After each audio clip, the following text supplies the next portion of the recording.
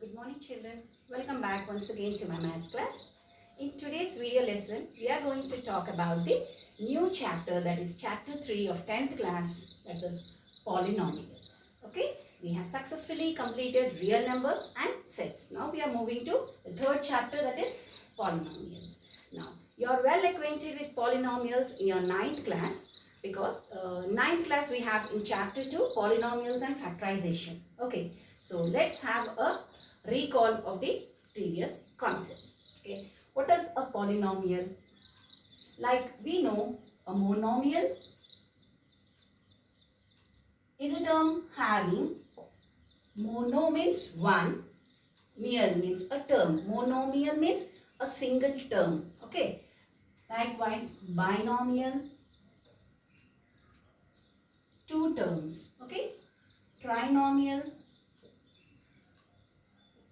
having three terms. Likewise, polynomials means having many terms. Monomials, binomials, trinomials, all are just the polynomials. That means a polynomial is having many terms in it. Okay, and also if you take an example, let me take one example, 3x plus 4. Okay, this is a polynomial, and we will know about the terms involved in it. You have studied this in your 8th class, isn't it? Now, x is called a variable, that which varies when values are given. When I apply the value of 1, the polynomial value changes. Okay, so when we are substituting the values for this, that means x varies, so it is called as a variable, and this number is called as the constant. Okay, now the number attached to, multiplied to the variable is called as the coefficient. Okay, right, all these concepts you knew. The coefficient, it is not the quotient. Quotient is what we do in the division, that is different, that is quotient. Division, the answer which we get when we divide, that is the quotient. Here the number attached to the variable is called as the coefficient, variable and the constant. So this is one example of a polynomial. Now, how do we define, like generalize the polynomial? Okay, let us define in our own words. A polynomial is an expression,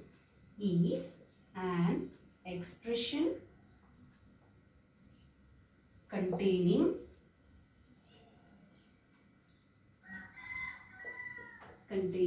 the sum of terms. The terms are being summed. Here we have plus or minus. Okay, containing the sum of terms of the form ax to the power of n. So we will be summing the terms of the form ax to the power of n for any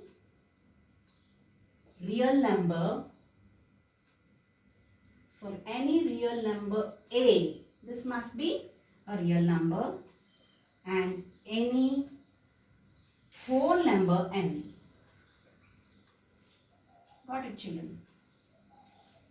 It's as simple as it is an expression containing the sum of all the terms, maybe monomial, binomial, trinomial.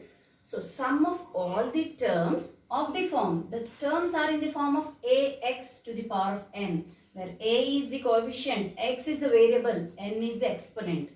In this form, okay, for any real number a, that means this coefficient must be a real number, and the exponent here must be, the n must be a whole number starting with 0. That means it should not have any negative numbers or rational numbers. Okay, no negative numbers or rational numbers. So n must be from 0, like this. Okay, that is the condition for a polynomial. Few polynomials let us write. Okay, if I tell example, 4x plus 3, it's a polynomial. 4x square plus 3x plus 2, it's a polynomial. Okay.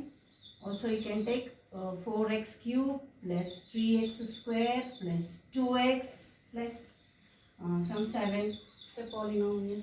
Okay, because we are having a real number a here, all a's are real numbers, and also the power of the variable must be a whole number. See here 1, here 2, here 3. Now if I take some more examples, let me take few more. I tell that 4x to the power of 1 by 2 plus 3 or 3x square by 1 by x plus 4. Okay, 3 root x plus 4. Okay, are they the polynomials? So I am telling these are polynomials. Are these expressions polynomials? No, because it is not satisfying the condition. Whether a is real numbers, okay, but the variable having the exponent, here the exponent of n, that means n is half. Here if you see here square, and here if the x comes up, it becomes x to the power of minus 1. So n is minus 1. Here x to the power of root x, if you write in the exponential form, x to the power of half. So all these are rational numbers or integers. Okay, if you have rational numbers or integers, that is, they are not the polynomials. They are simply called as the algebraic expressions. Okay, we have to see that the power of n should be whole number. Clear? These are algebraic expressions. Algebraic expressions. So children, got it clear?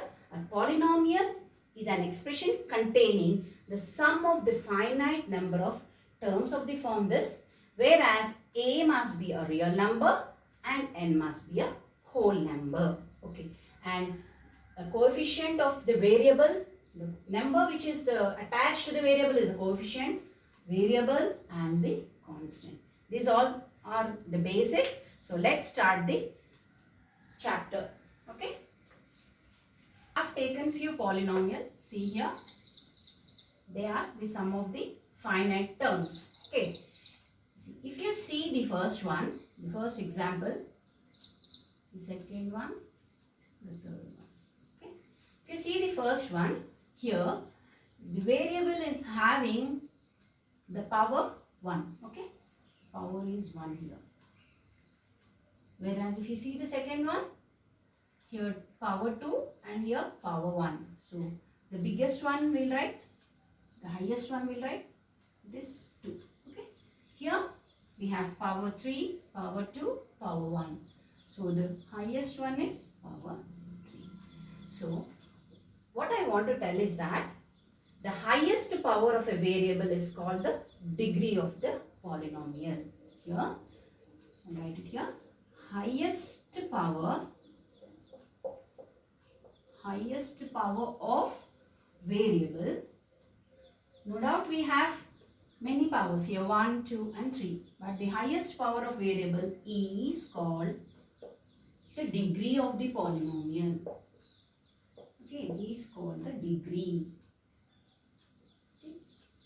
And also we will denote polynomials with like p of x, because the variable is x. If you are taking p of x, if you are taking the variable y, p of y, simply denoting the polynomial. We denote it like this. Okay, so the highest power of the variable is called the degree of the polynomial. Now here if you see, the degree is 1. So this having the polynomial having degree 1 is called as a linear polynomial. Okay, this you have studied in your 9th standard. Okay, the polynomial having a degree 1 is called as a linear polynomial, whereas a polynomial having degree 2 is called as a quadratic polynomial. quadratic polynomial.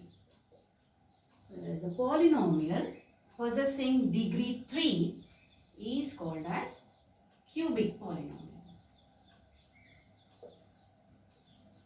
So likewise, higher order polynomials. Okay, for your 10th class, we will be dealing with only till the cubic polynomials. Okay, so linear polynomial, quadratic polynomial and cubic polynomial. Clear? Now, after degrees, now if I take a term here, and also a condition is that we know what is a here in the first. A is 2 in the first expression. Okay, a is 2 and the degree is 1. Okay, a is just 2 and here a is 3. Here in third one a is 4. Okay, we have to see that here, we have to see that in polynomials the value of a must not be equal to 0. Okay, a should not be equal to 0, whatever polynomial it is. Okay, a here is the coefficient of the variable containing the degree. Okay, here this is b, this is c. These coefficients are b and c. These coefficients are b. Okay, but the variable which is possessing the degree here is 1, the variable, and for that variable the coefficient must not be strictly 0. It should not be 0. See, if it is 0 here, the term goes off, this becomes 0 and this is not a linear polynomial, this is just a constant. And if you see here, if a is 0, this term goes on and it becomes 2x plus 5, it becomes a linear. It won't be quadratic. If a is 0, this term will not be there. It starts with square, so it becomes a quadratic, not a cubic. So the condition is that a must be not equal to 0. That means what is a? A is the coefficient of the variable possessing the degree. Okay, now if I generalize this, we know what is linear, what is quadratic, what is cubic. Now I'll write a generalized equation for that. Now what is linear polynomial? In the form of ax plus b. So this is the generalized form where x is a variable, a is the coefficient and b is the constant. This is called as a linear polynomial, generalized equation. Your condition you should write a must not be equal to 0. And generalized equation for quadratic, bx plus c. This is called quadratic polynomial. Again, a must not be equal to 0. And a cubic polynomial, ax cube, bx square, cx plus d. This is a cubic polynomial. A must not be equal to 0. So these are the general forms of the equations. Okay. Now we'll proceed to the next content. Now, value of a polynomial at x is equal to k and 0 of the polynomial. So these two are the important concepts here. Now, we will find the value of a polynomial at x equal to k. Let us suppose a polynomial as 3x plus 2. Okay. I've taken linear polynomial because the power or the degree is 1. So this is a linear polynomial. Now, in this, I'll substitute the value of x. This sort of problems we have done in the 9th class. I'll substitute the value x is equal to 1. Okay. So p of 1 is 3 into 1 plus. So 3 into 1 plus 2. I'm substituting the value of x here. So it comes to 5. So the value of the polynomial is 5 at 1. Okay. So at the value of x is 1. At x equal to 1, the value of the complete polynomial is 5. Now we got p of 1 is 5. This is called the value. Likewise, the value at k, p of k, some constant. Okay. So 3 into k plus 2. Simply 3k plus 2. This is the value of the polynomial at the variable k. So Now coming to the 0 of the polynomial. Okay. Now, you know what is the value. Now we'll find the 0 of a polynomial p of x. Let me take the same example. P of x. Okay.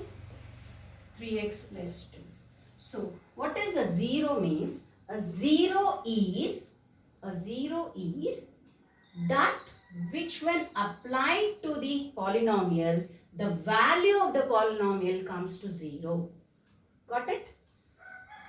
See, the value of k, value of x at which p of x comes to 0 is called the 0 of the polynomial. Clear? This is important, children. Listen again. Yeah. The value of x which when applied here, when I substitute the value of x here, the complete polynomial becomes 0. Then that value of x is called the 0 of the polynomial. Okay.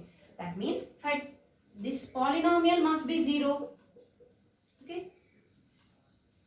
When the x value is applied, now the polynomial here is 3x plus 2 we taken should be 0. So what is the 0 of the polynomial here? Minus 2 by 3. Send this to that side, minus 2 and 3 comes down here. 3x is equal to minus 2, x is equal to minus 2 by 3, isn't it? So this is called as the 0 of the polynomial p of x.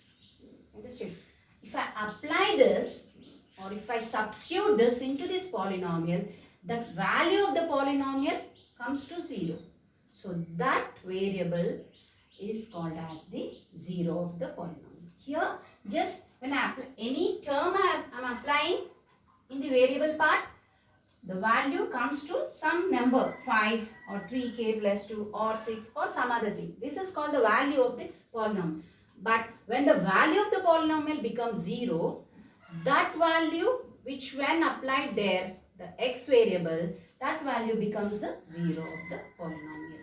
So this 0 is very important. Here this value variable is very important. Now we will find the zeros of the polynomials like linear polynomials, quadratic polynomials and the cubic polynomials. Now quickly pause the video, note down the notes, okay, and then proceed. Now we will understand the geometric meaning of zeros of a polynomial. What is 0? We know. Zeros are the value at which our polynomial becomes 0. Value of x at which p of x becomes 0. The polynomial becomes 0. That value of x is called as 0. Now we know the geometric meaning. Geometric in the sense here, graphical. Okay. So we need to understand, is there any geometric meaning to the zeros of a polynomial? Yes, it has. The geometric meaning is nothing but the graphical representation. That means, which you have studied in your 9th class, the plotting of a straight line on an x and y axis. Okay, that is the geometric concept of like drawing the graph. Okay, now we will find out the geometric meaning of zeros of a polynomial.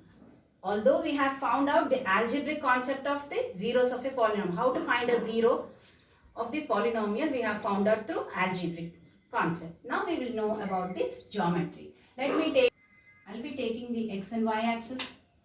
Okay, this is the x axis, this is the y axis. So 1, 2, 3, 4, so on. Here negative x axis 1, minus 2, minus 3, minus 4, so on. 1, 2, 3, 4, so on. Minus 1, minus 2, minus 3. So negative y axis.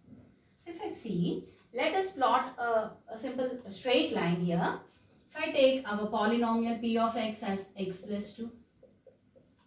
Okay, that means here the value of x must be when applied, the value of px must be 0. That is called, so if I, in algebraic method, if you do, this is equal to 0, that is x plus 2 equal to 0. So x value comes to minus 2. This is the 0 by the algebraic method. Now, by the, what is the geometric meaning of the graphical representation, we'll do it, okay. When we are plotting it here, we will be plotting through the x-axis the x values.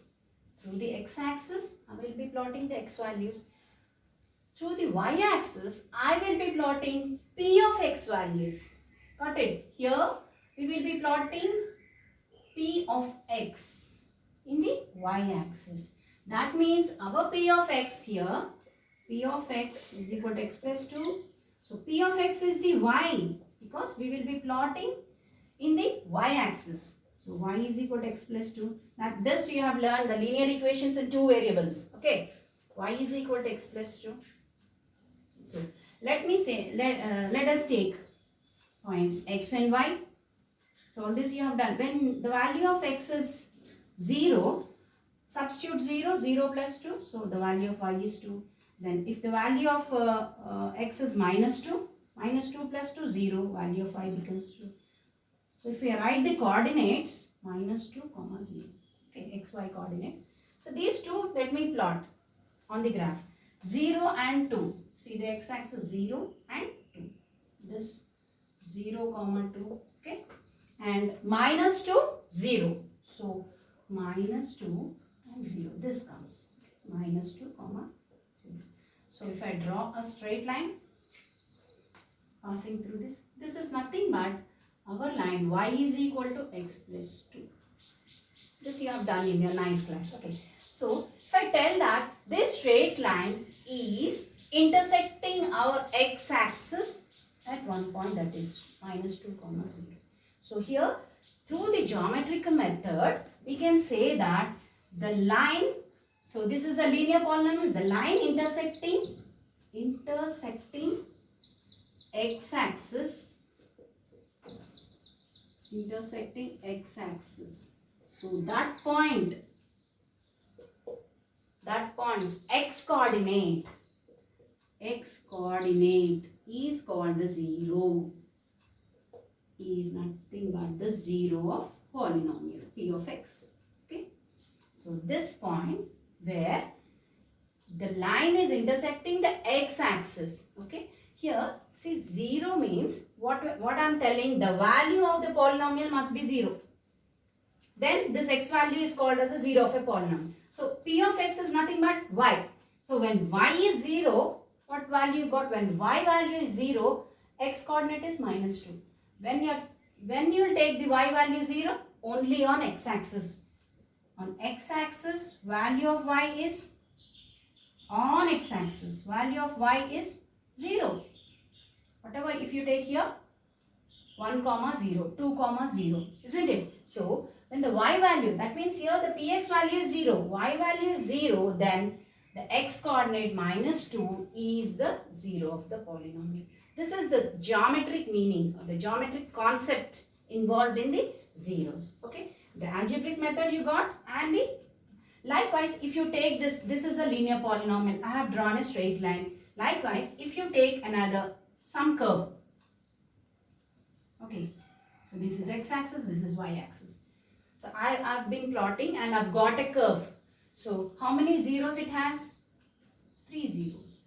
That means the curve is intersecting the x-axis at 3 points. So it is containing 3 zeros. Okay, 3 zeros. If the curve is like this, we'll take a parabola. Okay. It's not at all intersecting or touching the line of x-axis. So, no zeros. You have to write no zeros. So, you get, how do you get the parabola? By plotting the quadratic equation. Like plotting the points of the quadratic equation, you get a parabola, and a curve you get by plotting a cubic polynomial. And if you see here, if I say the parabola is touching the x-axis at 2 points, the quadratic polynomial, when I plot it on the graph, it is touching 2 points. That means simply 2 zeros. So this is the geometric meaning. That means our line or the curve or any parabola, if it is touching or intersecting the x-axis at some point, that point is called as the zero of the polynomial. Now let's quickly note down these notes. Pause and note down these notes. Let's proceed to the next concept.